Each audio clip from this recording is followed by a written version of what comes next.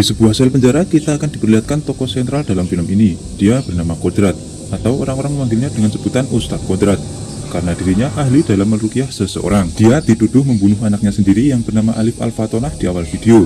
Namun saat itu dia mendapat remisi karena polisi tidak cukup bukti untuk menahannya. Dia nggak punya apa-apa lagi di luar sana. Akan tetapi akibat kegagalan dirinya mengalahkan jin Aswalah yang membuat anak sematawayangnya meninggal dunia, Ustadz Kodrat menjadi seorang yang jauh dari sang pencipta. Bahkan dia meragukan kuasa Allah yang telah mengambil paksa anak dan istrinya. Dalam keputusasaan, tiba-tiba masuk seorang sipir penjara yang langsung menyeret Ustadz Kodrat ke sebuah ruangan kosong menggunakan sebuah rantai dan menggantung dirinya. Di sini Ustadz Kodrat tidak asing dengan suara sipir penjara, di mana sipir penjara tersebut telah dirasuki oleh jin Aswala yang berjanji akan terus menyiksa hidup Ustadz Kodrat. Di lain sisi, teman satu sel Ustadz Kodrat mencoba berteriak untuk mencari bantuan kepada petugas sipir yang lain.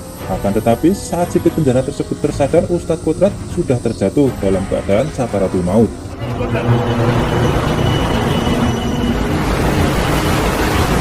Sesaat setelah kejadian tersebut, Ustadz Kodrat terbangun, namun dia bingung karena dia berada di tengah padang pasir yang sangat luas, menggunakan sebuah pakaian ihram yang nampak sendirian.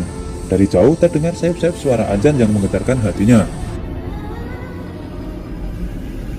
Lantas Ustadz Kodrat bertayamum untuk menjalankan sholat 2 rakaat, karena sejatinya tujuan hidup manusia adalah menyembah dan bersujud kepada Allah Subhanahu wa Ta'ala.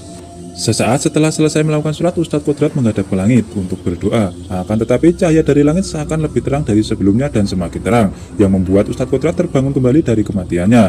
Saat itu dia berada di sebuah kamar mayat. Dengan kata lain, Ustadz Kodrat mengalami mati suri.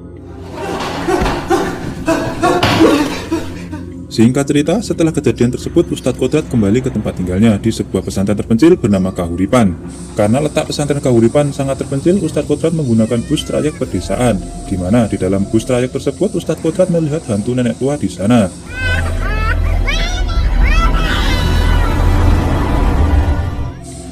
Kemudian Ustadz Kodrat berjalan kaki menaiki sebuah bukit dan sampai ke pintu masuk desa Kober, yang merupakan jalur masuk menuju pesantren Kahuripan.